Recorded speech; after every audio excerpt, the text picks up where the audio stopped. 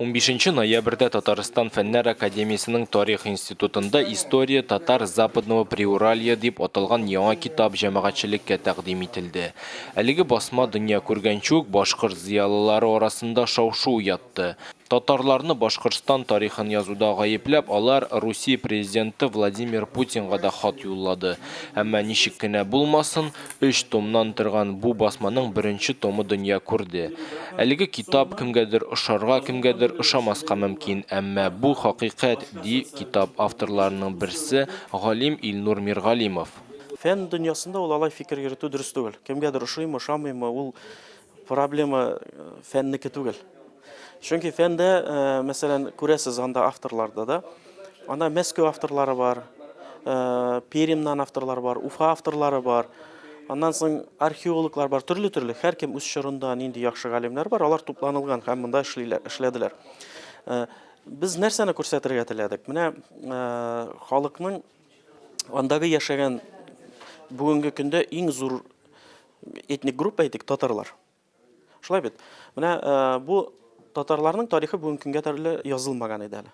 Шын-шын әйтергә кирәк, язылмаган. Шуңа күрә безнең китапта да нәкъ менә Көнбатыш Урал татарларының тарихы, татарларныкы дип аерып куйдык.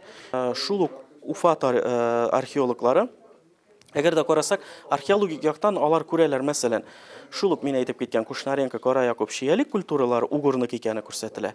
Менә язылган китапларда моны угорнык икән күрмәскә тырышалар. Мәсәлән, бу проблема бармы? Бар. Без моны беренче мәртәбә куйдык. Әгәр кемгәдер ошамый икән, фәнни яктан, миңа теге фәнни булмаган кешеләрнең фикерләре кызыксындырмый, бөтенләй кызыксындырмый. Чөнки бу темада сөйләшә алмаган кеше белән мин нәрсә турында сөйләшә алмыймы? Шул ук авторларда.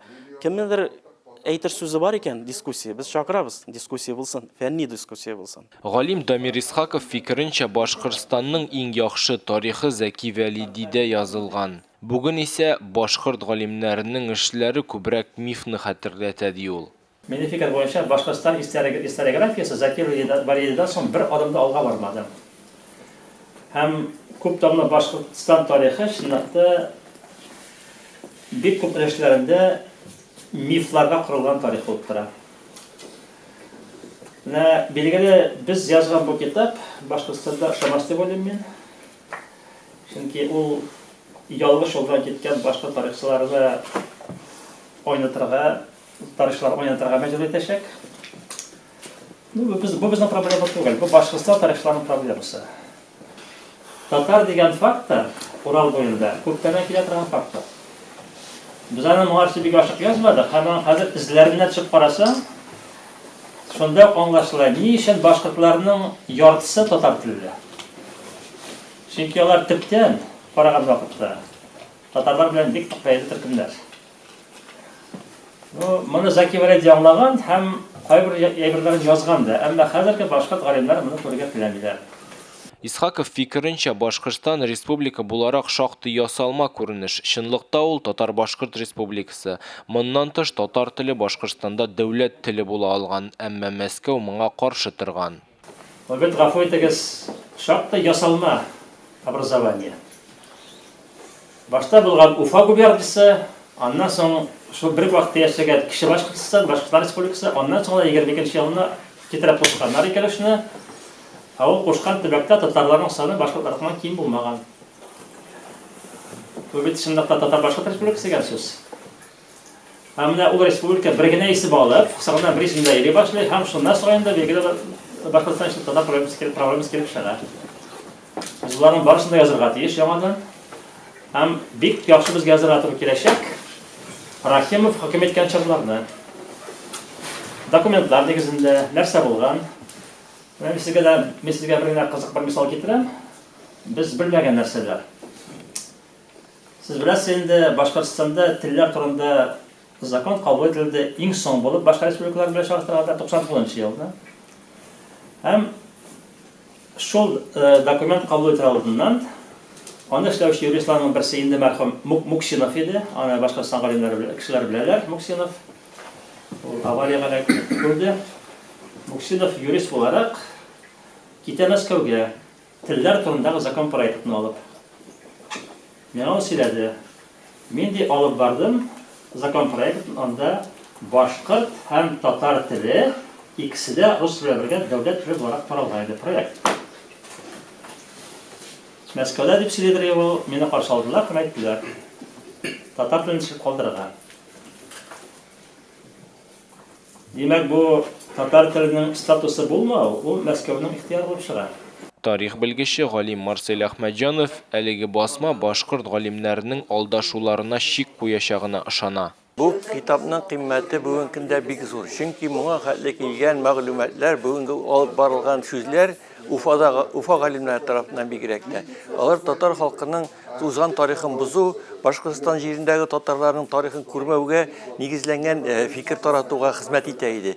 Бу тарих фәнен бузу булды һәм халыкны алдау булды. Һәм андагы татар халкында, башкорт халкында алдау, бүтән халыкларны алдау булды. Шуңа күрә бу китапның нигезендә чын хакыйкать карашлар ята, яңа материаллар нигезендә бу тәкъдим итү, объектив тәкъдим итү ята тарихны. Бүгенге Башкортстан территориясе Казан ханлыгы һәм Нугай Урдасы, Сибир ханлыкларының җирләре була. Димәк, ул ханлыкларның халыклар татарлар.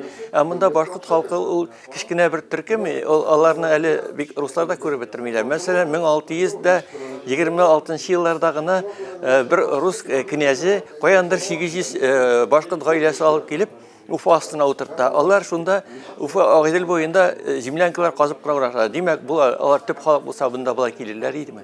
Басманың дөньяга килүендә Башкортстан татарларының да роле зур. Чөнки нәкъ менә алар 2 ел элек Тарих институтына мондый басма булдыру тәкъдиме белән чыккан. Журналист җәмәгать эшлеклесе Кәрим Яуш шуларның берсе. Аныңча, Башкортстан татарларының тарихын язу татар халкы өчен зур вакыйга.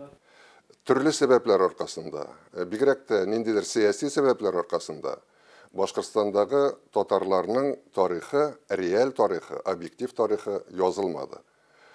Шуңа күрә дә һәр теге җан исәпләр алдыннан бигрәк тә башкорт галимнәре дигәндә, алар тавыш куптаралары бит бу районда татарлар түгел, башкортлар яши, дигәндә бу авылда башкортлар яши, һәм башкалар. Менә минемчә, менә бу татарларның объектив документларга нигезләнгән тарихы язылу, менә бу Башкортстан дигән җирлектәге татарларга, татарларның үз аңын ныгытуга, күтәрүгә китерәчәк. Без шул вакытта бизнесменнарга рәхмәтле әлбәттә, әмма әгәр дә Татарстан президенты үзенең теге фәрештәдәй канатын бу проект өстенә салмаган булса, бу китап бәлки дөнья күрмәс иде. Һәм без ышанабыз инде, өметләнәбез, ышанабыз. Икенче, өченче томын чыгарганда да Татарстан президентының шулай уңай карашы булыр дип. Илнур Миргалимов сүзләренчә, бүгенге көндә История татар Западного Приуралья басмасының 2 һәм 3 томы эшләнә. Тарих институты бу басмаларны әзерләр өчен галимнәрне туплаган инде. 2 томны чыгару авыррак булачак, чөнки чор арасы зур, галимнәр дә күп түгел ди ул.